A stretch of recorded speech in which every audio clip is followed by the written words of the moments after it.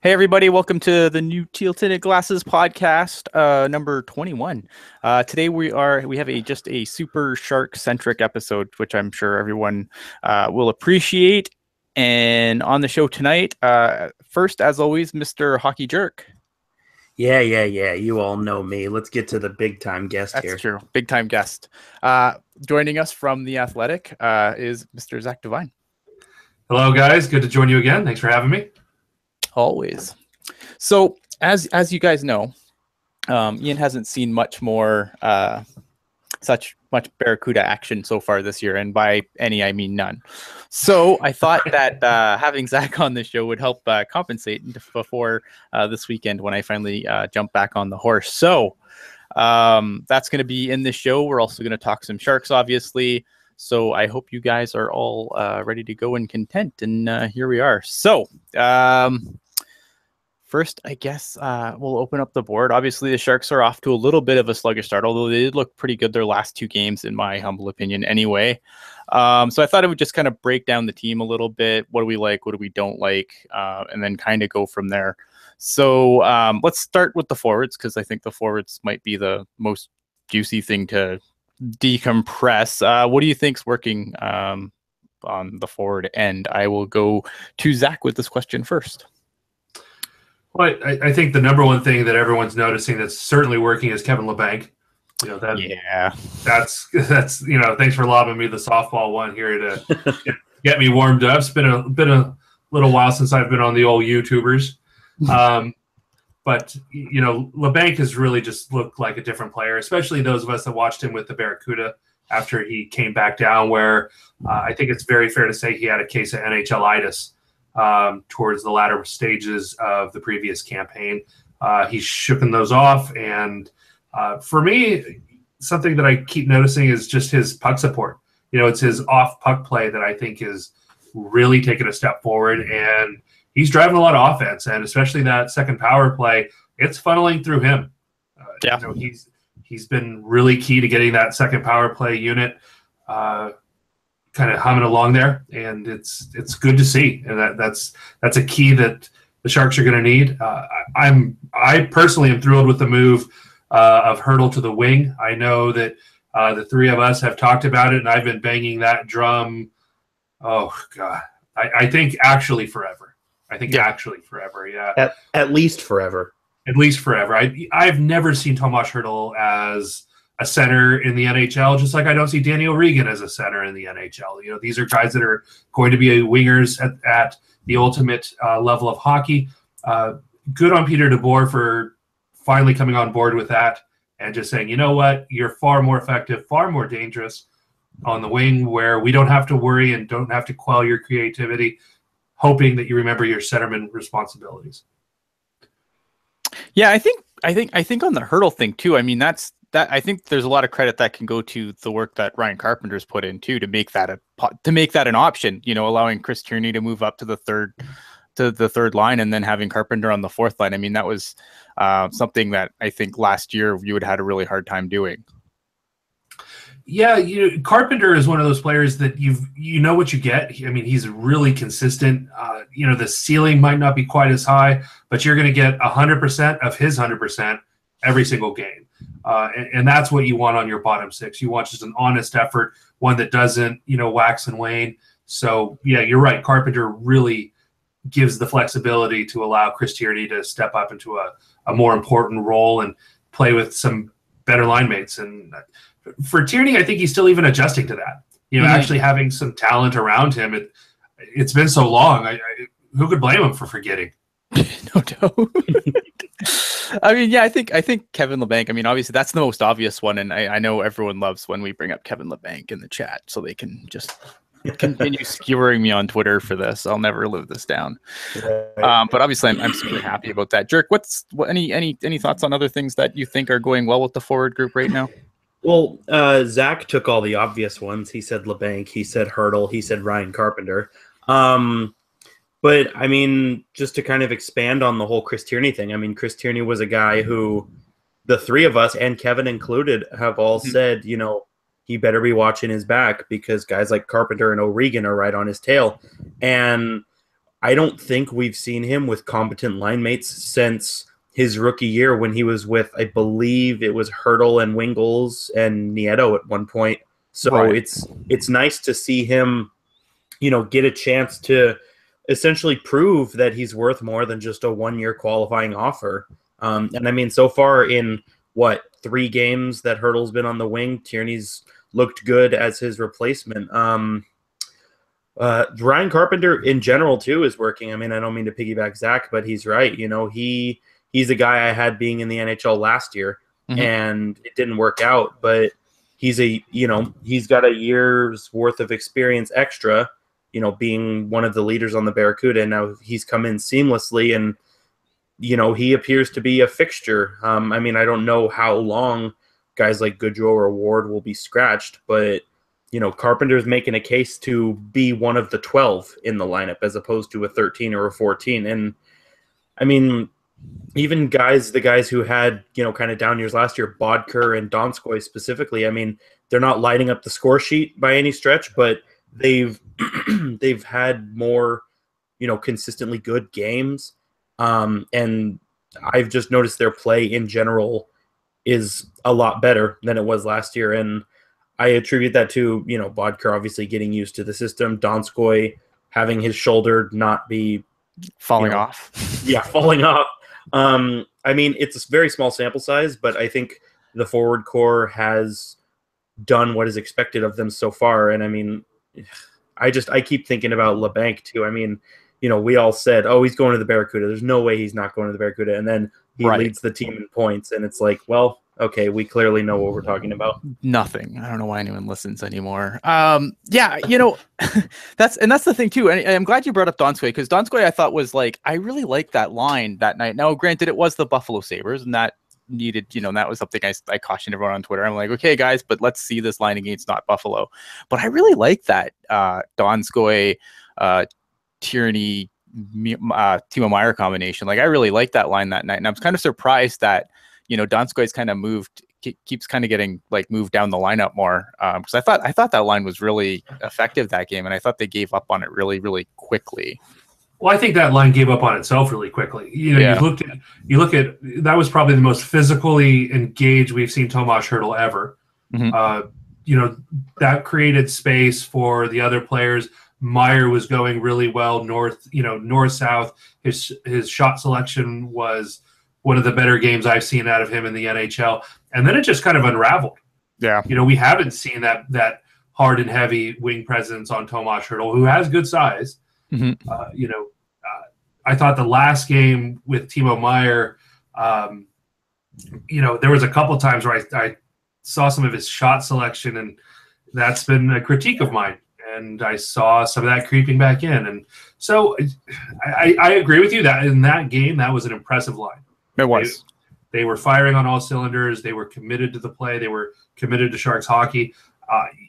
If they're not going to play it, then they're not going to be effective, because those are players that have to be at that level and that brand of hockey to be playing consistently for Pete DeBoer as a line. Yeah. It's just weird though, because I feel like Donskoy, when I look at Donskoy this year, I see I don't want to say completely see what he showed us in his first year, but you get shades of that. I feel like his determined, the way that he was so, the engine just never quits with Donskoy. That we didn't see last year because I think injuries played a big factor. But this year, I feel like that engine just doesn't shut off again. Now, again, the points aren't there, but I just surprised that, I don't know, that he was getting shuffled down the lineup. I thought Donskoy, out of those 3 that we were just talking about, he's been probably the most consistent out of those 3. That's not saying a whole heck of a lot, but if you got to pick first, second, and third, that's where it's at. And I agree with you. Donskoy is one of those players that he's got to keep playing his game. He's not going to be a 50, 60 point guy. He's going to plug in there with 30 to 40, but he's just got to stay with it. The big thing with Donskoy is staying healthy, keeping to his game, and really keeping it simple and keeping it where it's to his strengths. And he's a complimentary winger, and a lot of people say that negatively. You've heard me say it. I think that's at a positive. He needs some creative players around him, but he's going to contribute to that. He's not going to drag down the talent level. Yeah, no, I completely agree. I mean, it's hard right now because like after last game, it looks like everything's kind of clicking, but I still have to ask this. I mean, like what's not working right now in your opinion? I'll start with Dirk. Well, Yannick Hansen for one. Yes. Talk about softballs. Oh, I mean, we all saw that breakaway he had. I believe it was against Montreal, and I mean, it was a nice chance, but he waited too long, and I feel like in the past we've seen Yannick Hansen a little better at making split decisions on what he wants to do. I mean, I've never really viewed him as a guy who takes a whole ton of slap shots, and yet he fakes the slapper on the breakaway. I mean, I don't really know where the brain is at that point, and that's not to be negative, but I just, I don't know where it was there. Joel Ward, I mean, he's been scratched the last 3 games, but I think there may be, I don't know, I think he has to be dealing with something because as we know, he was wearing an arm sling at the Sharks A's thing over the summer, and I'm almost wondering if there's some kind of lingering effects of that. I mean, I don't think he was the best player on the ice in the 2 games he played, but I don't think he was necessarily awful either. So that's kind of a curious case. I don't really know how to slice that one. Really, like I said earlier, I mean, I don't look at any part of the forward depth and think there's anything awful going on, save for, Yannick Hansen being invisible. But, I mean, besides that, I don't really have any glaring negatives. Zach. I remain concerned about the Sharks' scoring depth. I don't think that they've been addressed. You lose Patrick Marleau just in time for Kevin Labanc to, in a exceedingly small sample size, step into a bit of that void. But that's not a plus. That's maybe, if you're lucky, treading water. Mm-hmm. That's not going to be, if you still have Patrick Marleau, then okay, maybe, and Labanc is still erupting like this, maybe you do look at like, wow, we've got 2-3 lines, maybe a bit more for the Sharks. But as it sits, you still have questions on that bottom 6. I mean, Yannick Hansen, more and more that does not look like quite the trade that I think Doug Wilson was looking for. Joel Ward, I agree with Hockey Jerk there. There could be something lingering. Hockey players play through anything, but maybe just a little bit more rest, especially when you've got, some pieces that you can juggle around there. I think Brendan Dillon is really, I thought last year he really took a step forward, maybe even 2. This year, I feel like it's a little shuffle back a little bit in the early goings, and maybe he's not quite figuring out what to do with Tim Heed quite yet. I still think that Heed and DeMello are pretty interchangeable, just depending on kind of what you're going for there. Tim Heed with a bit more offensive ceiling. I think Dillon is a bit more defensively stable. So we'll see. But really that bottom 6 has been a real disappointment. Yeah, I think so too. I think it's funny you say that too, because like, I mean, until last game, it seemed like the big dogs just couldn't get going. Obviously they got on the score sheet last game, but it's true. I mean, and I think that's been like that was the really frustrating thing with this team early, was because it was like, okay, well, you're getting like, obviously Kevin Labanc, I still consider that secondary scoring because, I mean, like he's young, right? He's not known to be the guy. I mean, we saw a hot start from Kevin Labanc last year in the NHL too. I don't, does that continue? I hope so, but I don't, I'm not betting on it right now. I think that would be a little bullish to bet on Kevin Labanc being like the lead scoring guy on the team. I mean, I hope he is. Can I make a counter argument to that? You can, absolutely. So people, all of us have said, yes, Labanc made a quick impact on the team last year, and I do agree with that point. He looked very interested in the game. He looked very good. He looked like he belonged. The key difference that I have is I feel like despite how well he was playing early on last year, he didn't really factor into the scoring. until after a couple games, if memory serves correctly. While this year he's come in and he's made an impact right away. You know what I mean? No, for sure. I feel like if you want to look for some warm and fuzzies or some optimism, you know, he has come in and put some stats up on the score sheet very early on, which is obviously encouraging because, you know, we all know about the droughts he went through last year in the NHL and the AHL. So you hope that this is a consistent thing from him. But at the same time, you know, like you said, I am very wary of him hitting that proverbial wall again. And I hope that this point streak that he's come out on early is a sign of good things to come. Right. Yeah. And that's kind of where I'm at with it too. Like I want it to continue. Obviously, I just feel like it can't be on Kevin Labanc. Right. Alone. Like, I mean, and not that he's going to be alone, but obviously you need you're going to need more offense from your big dogs, which finally came last game, but, you know, was painfully missing the first three. Well, one thing that's not going to continue with Kevin Labanc is his 37% shooting percentage. So I hate to be the bearer of bad news and crash everyone's dreams, but that's going to regress. I mean, never say never. You know what? I will bet an adult oat soda on the never there. Over 82 games, 37%. You mean Jesper Bratt and his 60% shooting percentage aren't going to win the Calder? Signs point to no. But, you know, but the other part of it is, and this is part of what I found impressive with Labanc with the early going, is you're right. Last year, he kind of, you know, he had some nice plays and things and got some points and looked like, oh boy, is this a breakout? This year, he's driving play. Yes. And it's one of those things that you know it when you see it. There's no way to, I don't know if there's an analytic that best encapsulates that, but when you're funneling power plays through you, when players like Joe Thornton and Joe Pavelski are feeding off of your offensive instincts and your reads in the neutral zone, that's different than chipping in with a couple goals early on in your career. Yeah. And kind of what we were talking about with Donskoy, Kevin Labanc, the points are going to come. There's going to be dry spells. There's going to be goal bonanzas. That's life in the NHL as a professional hockey player, maybe at any level.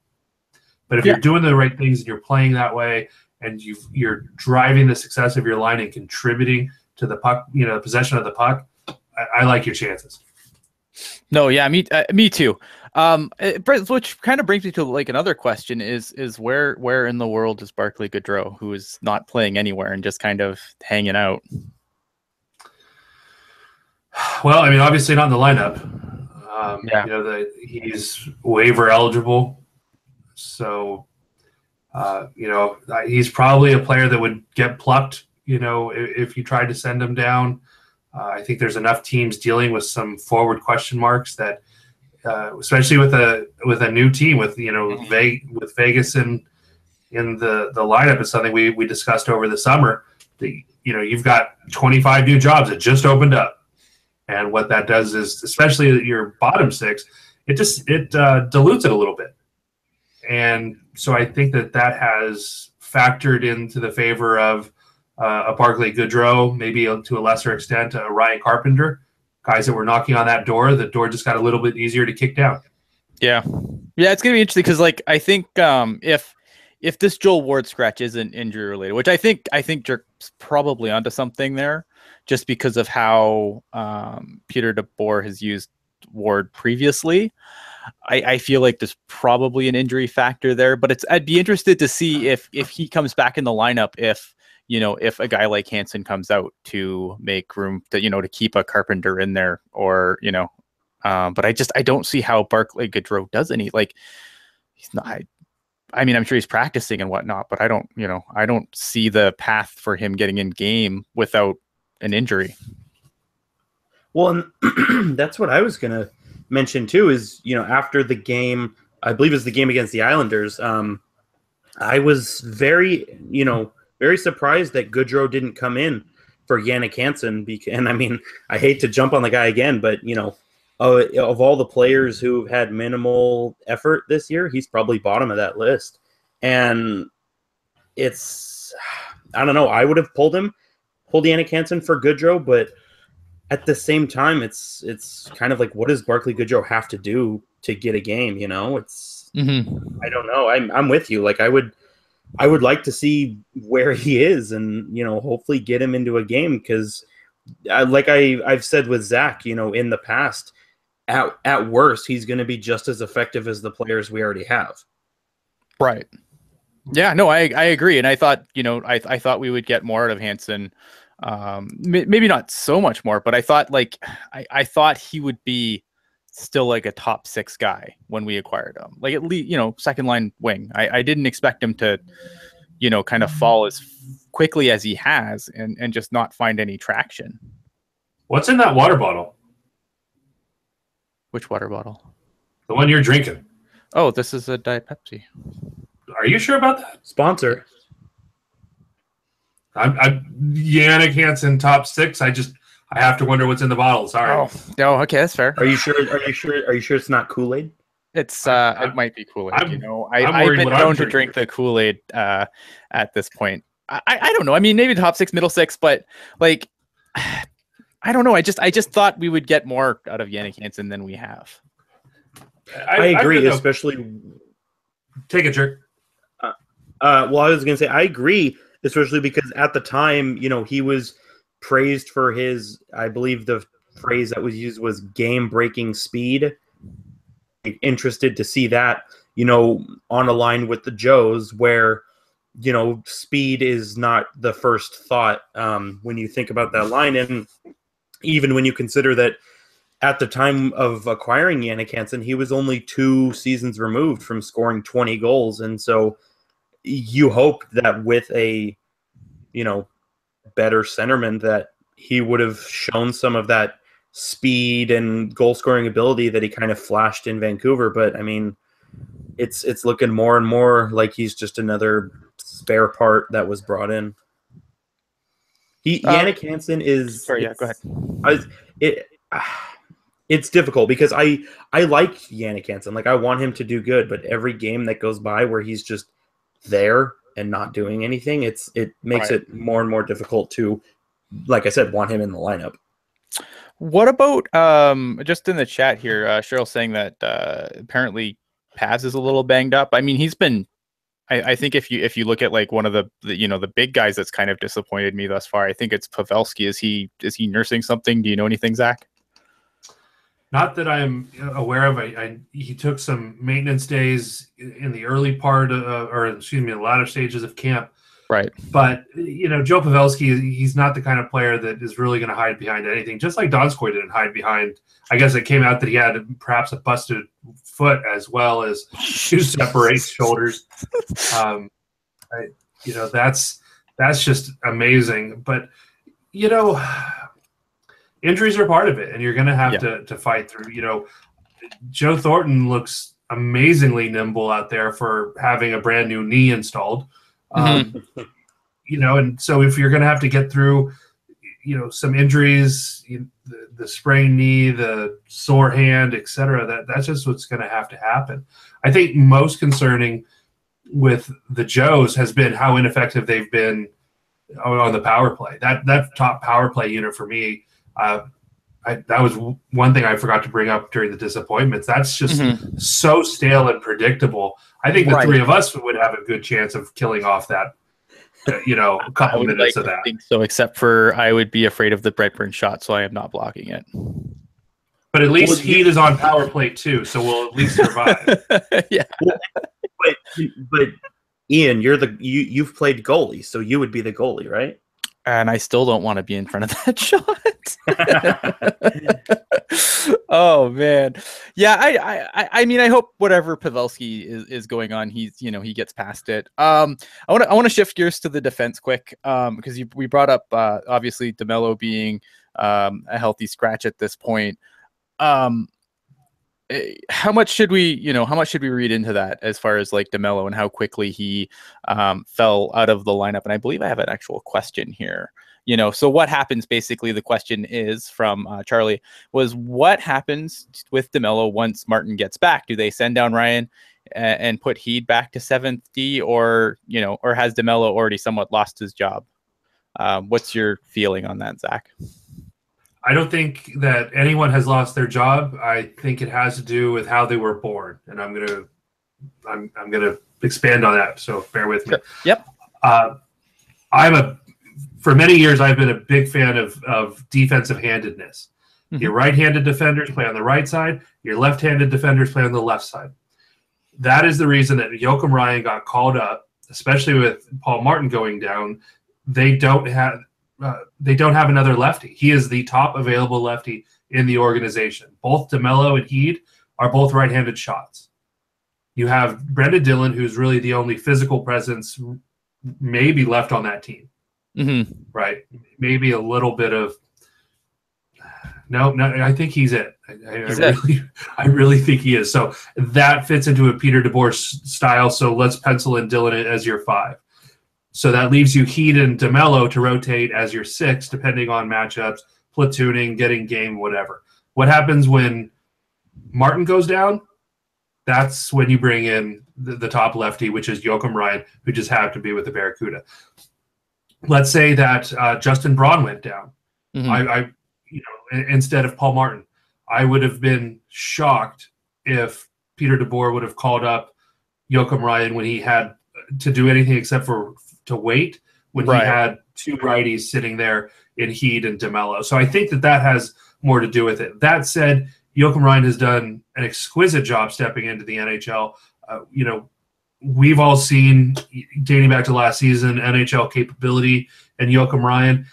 I at least for me, speaking only for myself, I am shocked how quickly and seamlessly, even in a 3-game sample size, how just flawlessly he is slotted in. And I think a lot of credit has to go to Roy Sommer, who has really instilled Sharks hockey, where you can call up your 8th defender and they know exactly where to go on every play. So kudos to Roy Sommer, who I don't think gets nearly enough credit getting these kids ready. Yeah, I mean, for me, Joakim Ryan was a guy that I was, I'm super high on Joakim Ryan. We've known this. This isn't news, but I too was really surprised how quickly he has been able to acclimate, like in actual games. I know, like everyone said, how good of a camp he had, but Brent Burns is not exactly an easy assignment. The fact, like, to put into perspective, like, Marc-Edouard Vlasic didn't look good with Burns. So the fact that you can have a guy like Joakim Ryan come in there and look as good as he has, with Burns, I think that's, it's amazing is what it is. I think that also speaks to the adaptability of Joakim Ryan, and that's something that we've seen him do with the Barracuda, where, playing 35 minutes a night, he's just thrown out there in every situation. And so that improvisation is still part of him, I think. And, he's a cerebral player. You don't spend 4 years at Cornell and come out a dummy. That's true. And I talked to Joakim Ryan dozens of times, and he is incredibly thoughtful, articulate, well-spoken. He just, even his interviews, he's thinking the game, and he's thinking back through things and giving you little tidbits. So I think that has more to do with Ryan and being young. He's just flexible. He doesn't have his own style yet. He's still discovering it at the NHL. So why the heck not? Marc-Edouard Vlasic knows exactly what the hell he's doing in the NHL. Yeah. And he's going to keep doing it because you know what? He's really damn good at it. Yeah. No, I agree. I mean, I think the question for me at this point is, like, at what point do they look at Ryan and say, this is the guy that we want up here and someone else has to go? I mean, he has the luxury of being able to go back to the Barracuda free and clear of waivers. So even, I mean, he could, in the next 3 games, he could, be the best defenseman every game. And I still think, you have Paul Martin coming back. Oh, he right. Still makes sense to go to the Barracuda just because you can play him on the top pair down there and, frankly, give them some help that they desperately need. But, he's made it difficult on the coaching staff. I mean, I don't want to say DeMello's been the best player on the back end, but he hasn't been totally awful either. And I think, like Zakk said, if he was left-handed, I think he would be fine right in that position. But I don't know. I still think this team, for this season specifically, I think their big thing is going to be seeing what they have in certain guys, which is why Ryan's got the call. It's why, LeBanc has been on the top line through 5 games. It's why Carpenter and Goodrow have, been promoted from the Barracuda. I think, especially with Patrick Marleau leaving, especially with the first-round exit last year, I think this year is a let's see what we have year and go from there. Because come to find out, if the Sharks have, a load of just talented NHL-ready players who haven't even scratched the surface yet, then it's going to make for an interesting couple of years down the road. And just to jump in, Sleepy had in chat, I got that on my other screen here. He goes, is there a 0.01% chance that DeMello plays over Dylan if Dylan is still a defensive liability? I think that's probably the most likely scenario where a Joakim Ryan does stay in. Because then you can move DeMello with Joakim Ryan, and that's a really heady, smart, steady bottom pairing. A lot of NHL teams would give quite a bit to have that be their 5-6. Yeah, I mean, it's the problem is obviously money. I mean, you can say let the best players play, but at the same time, I mean, you can't you can't eat a Paul Martin contract and Joel Ward. I mean, I know the Sharks have space, but at the same time, do you want to be just wasting space by putting guys in the bench, in the press box? And I think at the end of the day, you don't. Because if you're gonna move on from a guy like Dylan, you want him playing so that you can trade him. Oh, certainly showcase him, but it's better to waste money in the press box than points in the standings. No, and that's fair. That's absolutely fair as well. I guess I just want to kind of just end with goaltending here, and then we'll jump onto the Barracuda. Martin Jones has been interesting early. I feel like he's kind of starting to click again, but early on, I mean, that was scary. That was probably the scariest thing. And I know his defense didn't do him a couple of favors, but there was a couple goals early on where I was just like, who signed Niemi? What's going on here?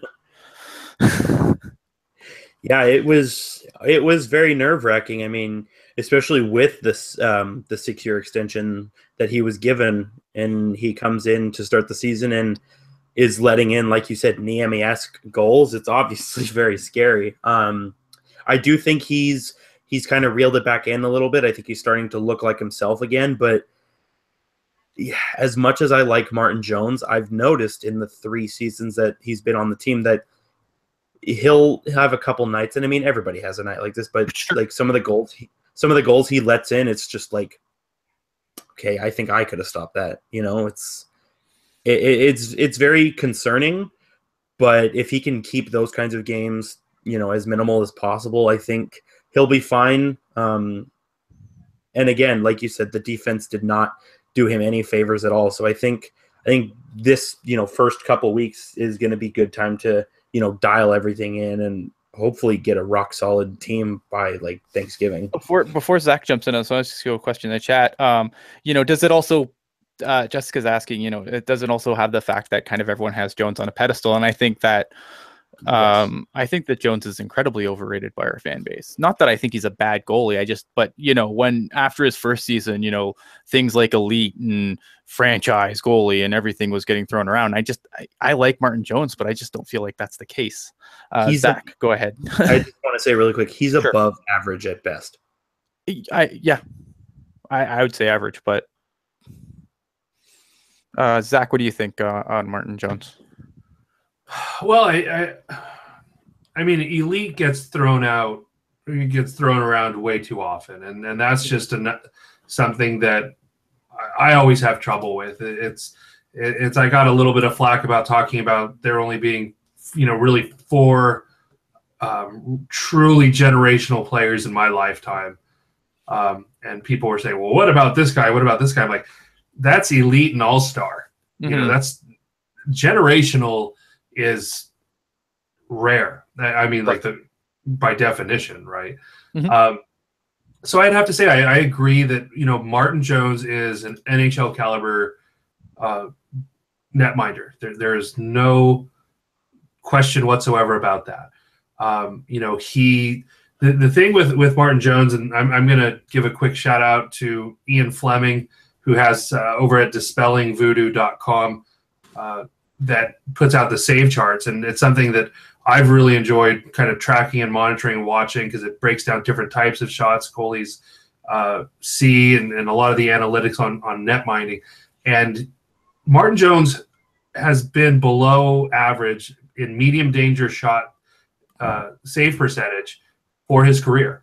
And there's enough of a body of work now. He's faced enough shots where we can start to paint the picture of what Martin Jones, is and is not. So some of those mid-range shots, for whatever reason, he's not picking them up. The Sharks system, whatever's going on there, that is a chink in the armor. Conversely, he's big. He's great with the pillows down low. He has a far above average high danger save percentage, which again, you think of the soft goals he lets up. It's not like he's getting, beat to the post or on a wraparound or the, wandering Urbe type symptoms. That's not what we're seeing. We are seeing kind of those kind of mid-range, like really from right there, where something's not getting picked up. And so to me, I feel like that's more correctable. That's where, do your defense have to step out a little bit more? Do you need to, work with some eye training or something in the offseason to kind of try to hone your puck tracking? That to me is something, the high danger is what I really just sends off huge alarm bells for me. And so that's not what we have in Martin Jones. I don't think he's elite. I think he's fringe all-star.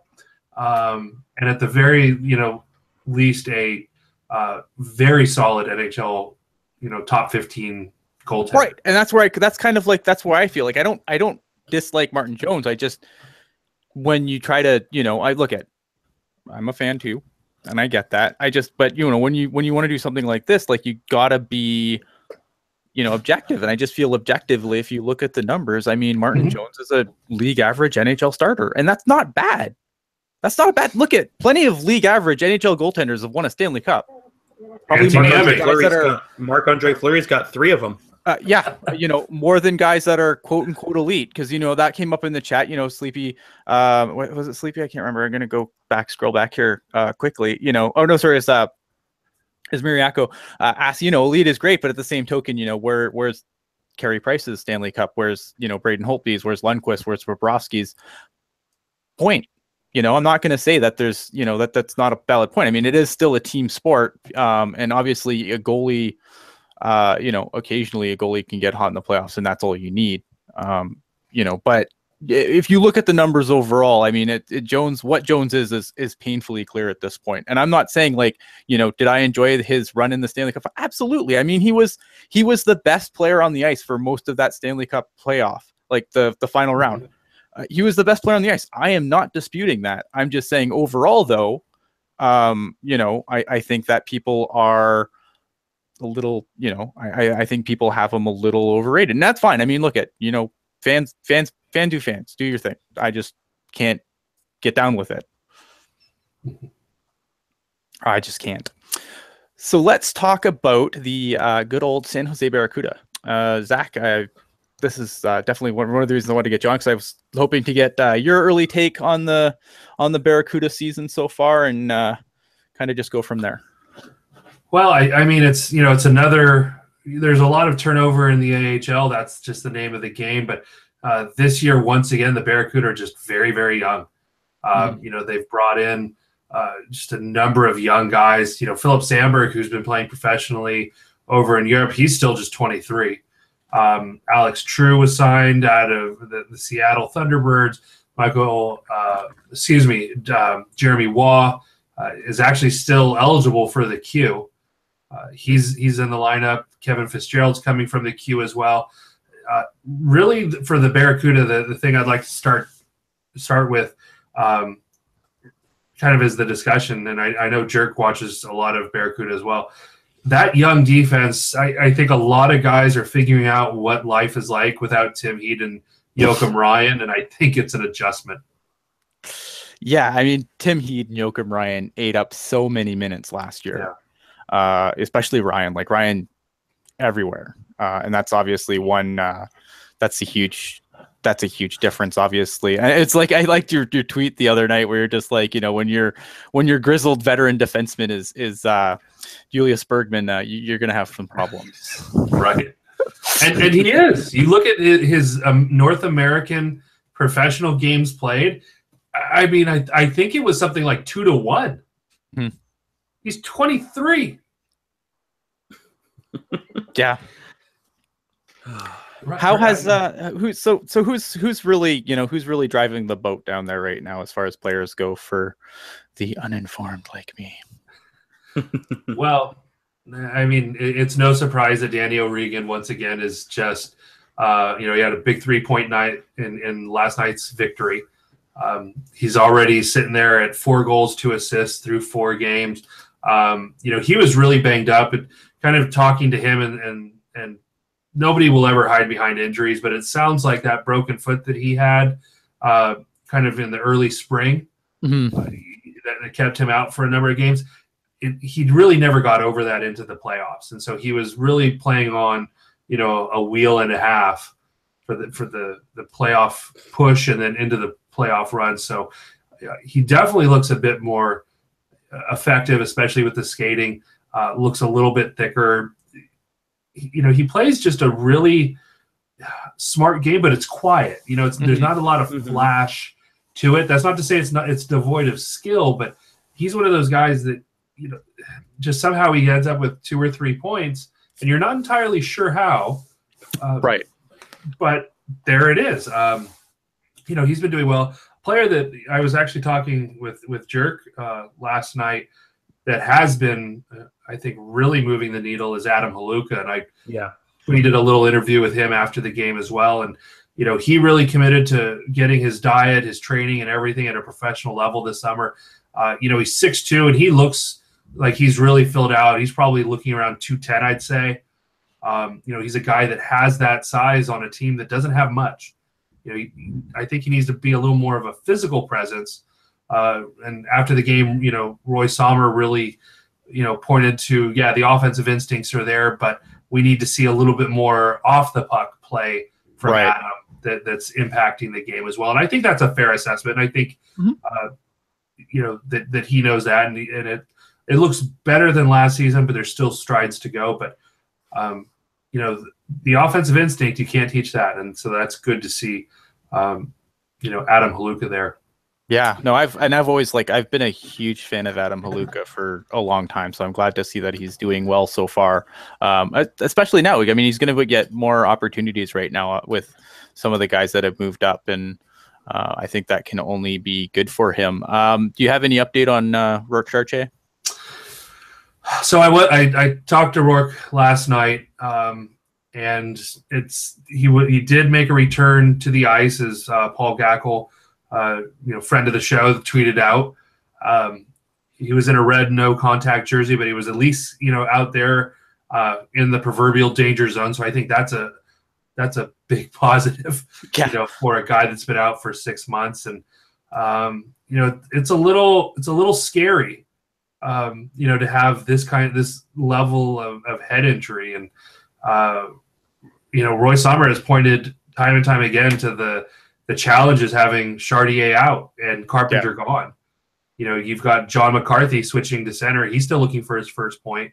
And even he kind of said, he and Carpenter kind of had a chemistry. Carpy was the center, but it's different when you are the guy there. Right.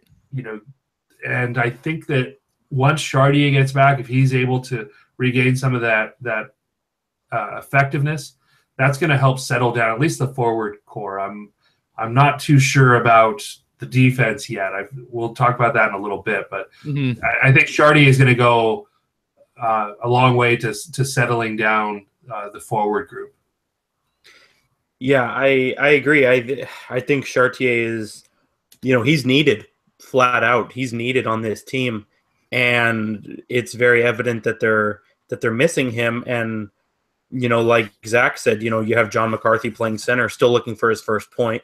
I like what you said about Haluka, you know, I've always really liked his game, and I felt he was way too streaky last year, but you know, he's come in, he's got a point in every game, and I think at least 2 of those games are multi-point efforts. So he's, you know, doing a lot of things right. Better diet, better better training. A lot of things are working out for him.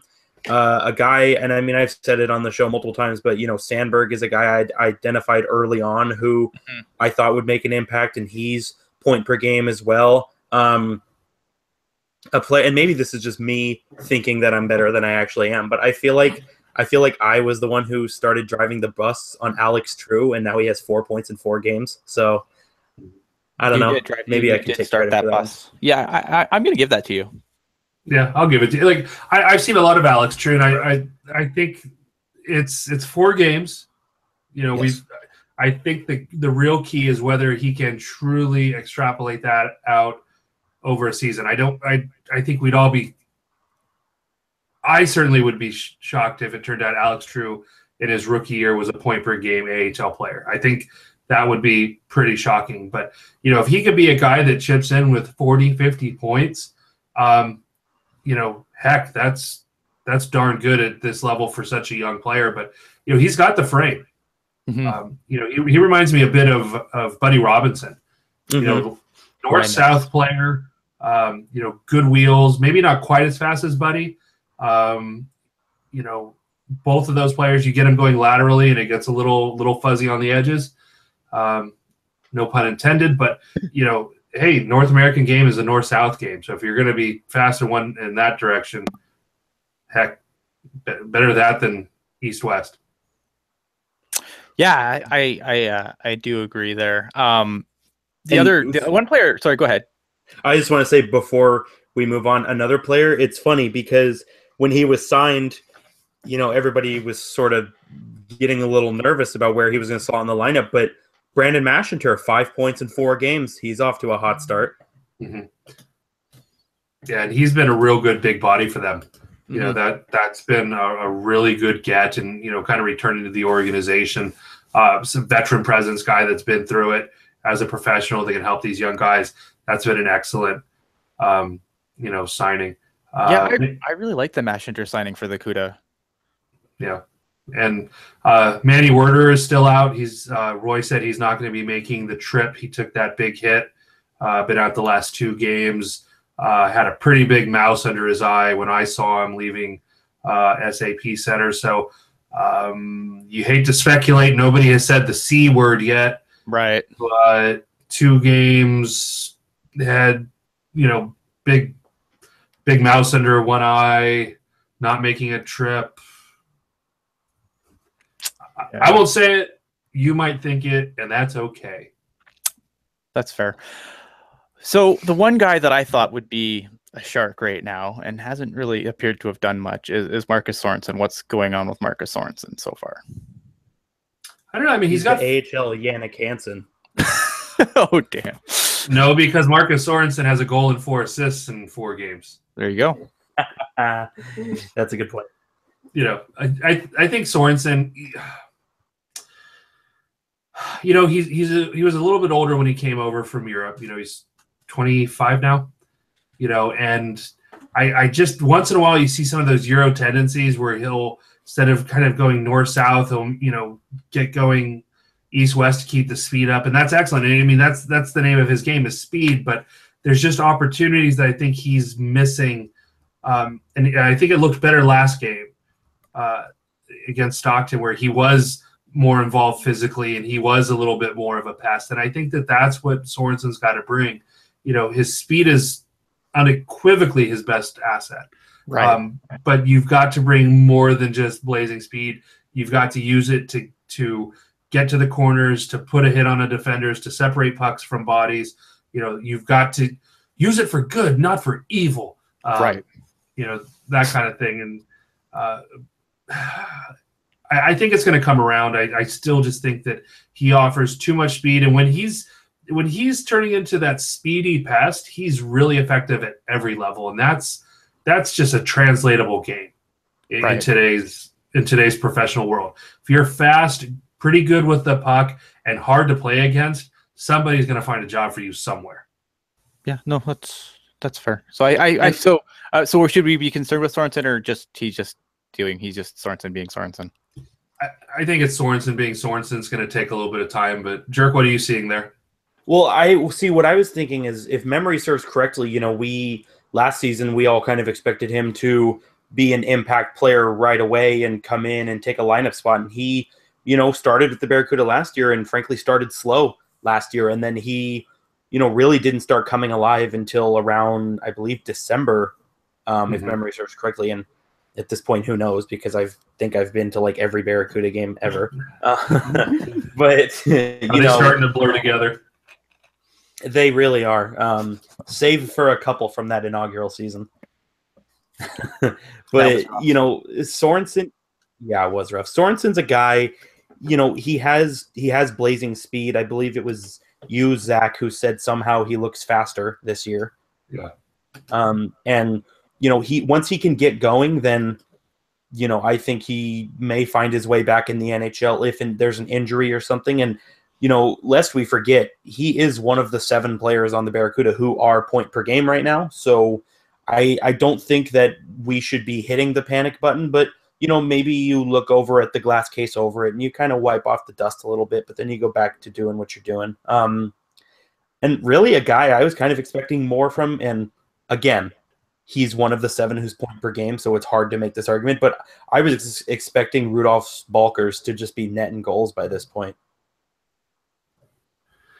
Yeah, I mean, he's another, guy. I mean, he's not doing terribly. He's been, point to game. I think that with the smaller guys, I think there is more of an adjustment. They've got to figure out how they're going to survive now that, the body's gotten bigger, the game's gotten faster. Especially in the CHL, you're able to get away with some of that shiftiness and creativity and escape a bit more. And now that trick doesn't work quite as consistently as it once did for you.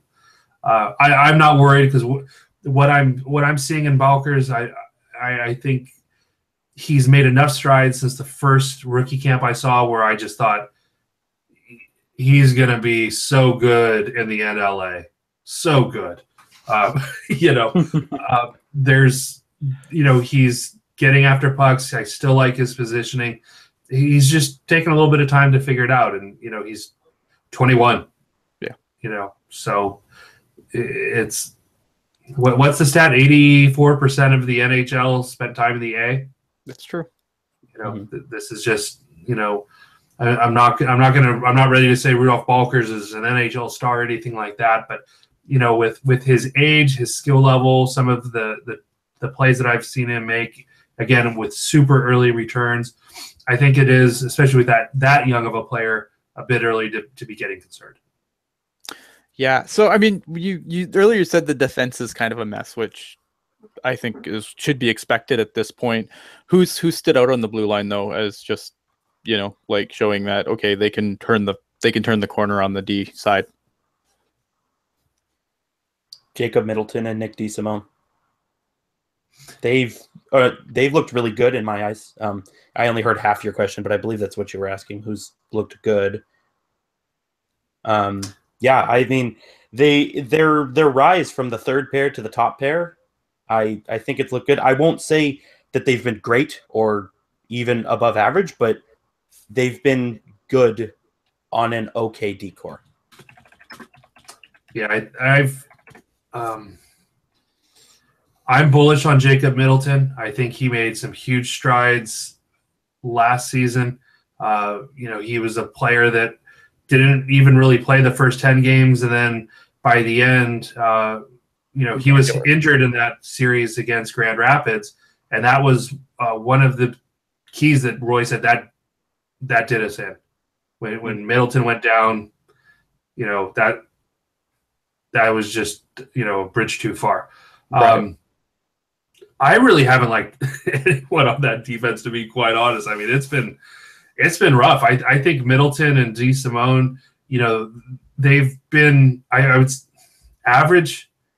They were, getting pushed up. Those are big shoes to fill. Big shoes, and Somers actually split them up for quite a bit of the last game as well. Bergman, I like the skill set, but just some of his decisions take a bit too long, and it allows the offense to, either regroup or get on him, and it's just got to be a little bit quicker for him. Šimik, the jury's still out. There's shifts where I think he looks excellent, and others where I'm just not sure he knows that he's playing, defense and what those responsibilities are. He, especially after last season where we would see such smart pinches from Tim Heed and Joachim Ryan who've got the skill and skating to recover. Yep. Šimik has not shown me that, even though he's trying, in my opinion, riskier versions of that. I know some felt that Šimik was a dark horse, to be that 7-8 defender. I never saw it, and to be honest, I'm still not sure he's jumped over, Middleton on this D-core. Brodzinski, I think, has looked a little bit better than what I saw. I was really worried.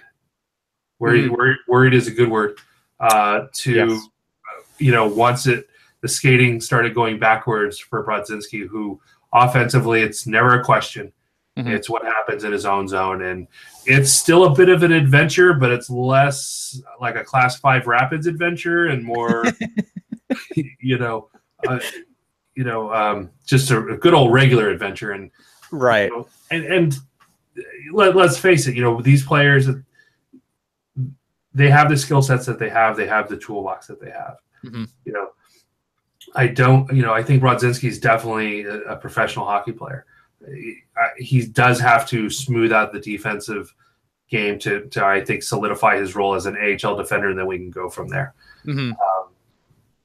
With other than that, I think Kevin Fitzgerald, again, 21-year-old kid, very young. First taste of pro hockey. Yep, and he's learning, he's taking his bumps, but doing all right. Jeremy Waugh just can't crack the lineup, and I asked Coach Sommer after last night's game if he was available, and he said, yeah, he's just not good enough right now with how people are playing.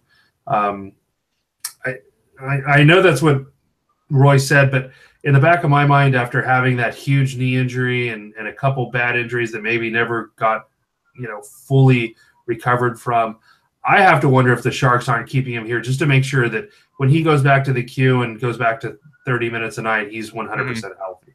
And that, to me, would make a lot of sense, especially on a player that you've invested quite a bit on and a lot of time. And quite frankly, look, the Sharks need to start hitting on some of these top 60 players that they're selecting. Yep. We've talked quite a bit about it. I think Timo Meier is kind of going to help that. I don't know he's going to be the all-star. Timo Meier is an NHL player, but I don't. There's definitely concerns on what that ceiling is at the NHL. Right. Like he's going to play, a bajillion games in the NHL. I think. I don't think that's disputable. I just don't know what the ceiling is. Right. And then you've got, second rounders, Gabriel Bordeaux. He's not even in hockey anymore. And that was 3 years ago? 3 years ago for Bordeaux? 4, yeah. 4? Okay. Bergman, again, he's looking like he's still got a lot of room to grow. There's just the Sharks need to start hitting on some of these. So they've got to make sure that Jeremy Waugh is right physically, where he can have, mentally a strong season where he feels like he's the man, has a good season under his belt, takes some steps, whether that be in the queue or with the Barracuda. That's up in the air. Right. The flip side of it is, keeping him here to make sure he's 100% physically okay. If we're into January and he's playing every 5th game, that's terrible. That's terrible. So send him down to the E at least. Let him play.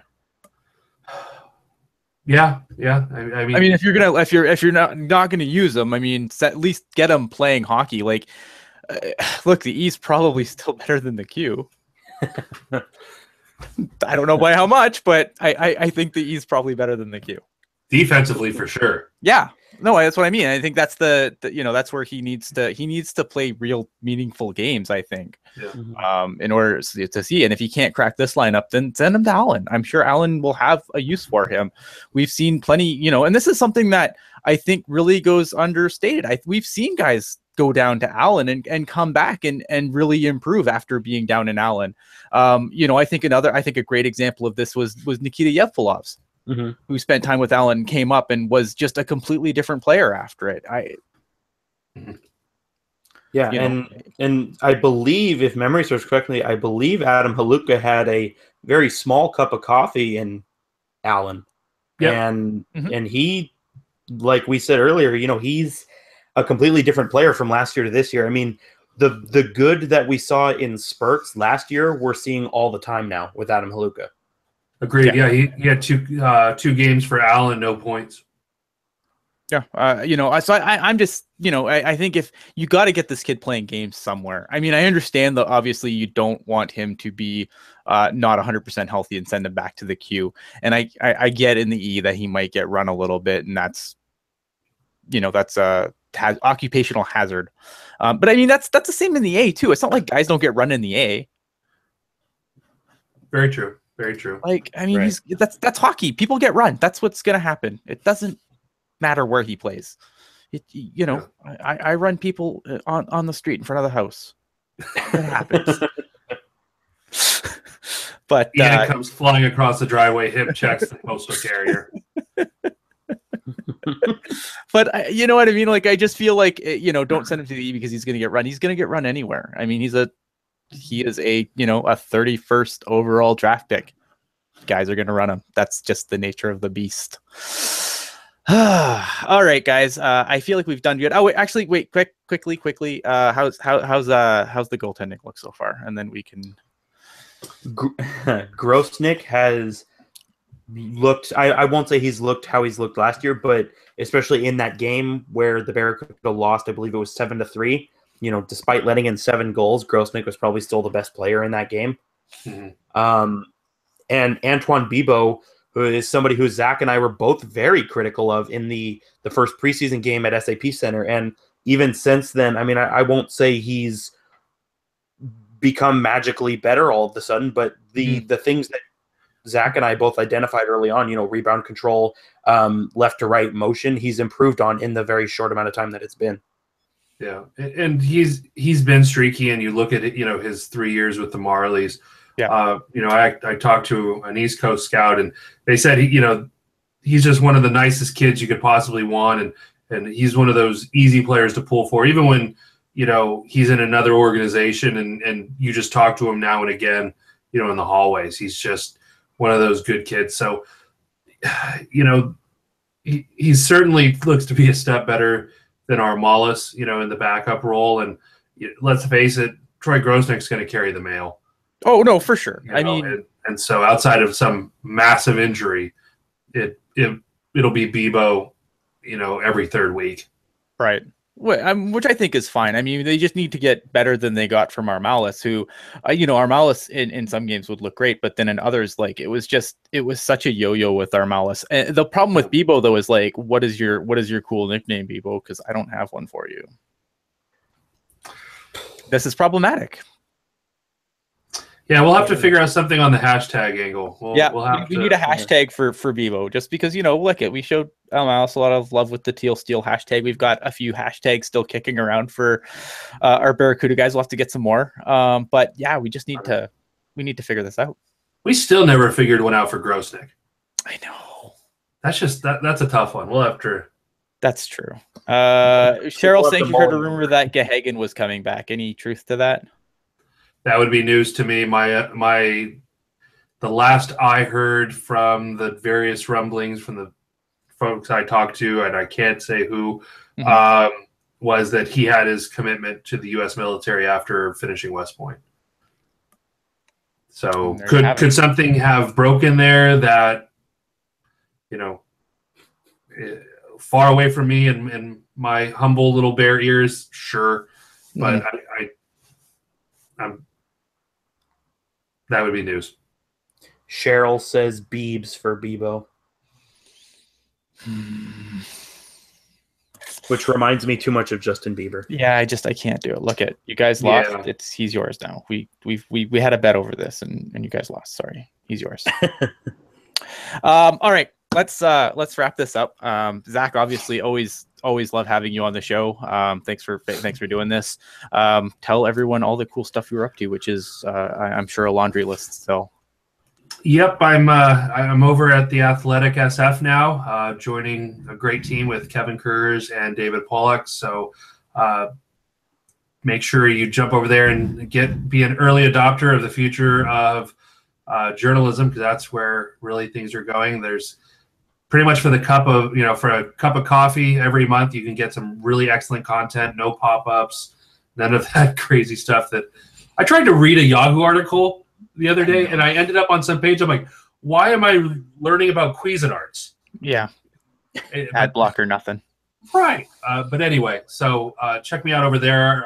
Next week, I'll have a new piece coming out on kind of the identity and what the Barracuda are trying to instill with yet another crop of youngsters coming in under the tutelage of John McCarthy and Roy Sommer and some of the veterans that are there.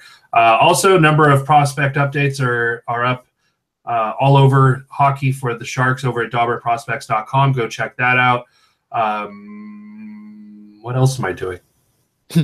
I've got a super secret project that I can't tell you about, but once it comes out, it'll be really cool. And Ian has been nice enough to keep his trap shut on it, so thanks, Ian.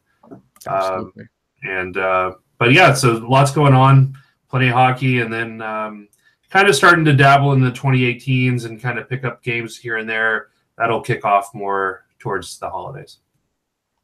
There you have it. Mr. Hockey Jerk. Well, as the president, captain, and leader of the Alex True fan club, I would just like to say that it's true. Oh, it's true. It's damn true. Excellent. You can follow me on Twitter at hockey_jerk. You can find me tweeting random thoughts at 3 a.m. because this is true. Have trouble. Can confirm. I have trouble sleeping. If you're privileged enough, you can also find me sliding into Zakk Devine's DMs, asking him questions about the Barracuda when I can't go to a game. And just the formalities here. Not a Pittsburgh Penguins fan. I don't know how these rumors started. And yeah, that's it for me. So back to you, Ian. All right. I am Ian Reid. You can find me at Ian Blogs Hockey, as you can see in our wonderful new lower thirds. Thank you to my wife for those. We've got some other cool graphics that are getting done too, just to try and mix things up a little bit. We will be back Sunday night, probably around the same time, I believe. Jerk, are you copacetic for a Sunday night?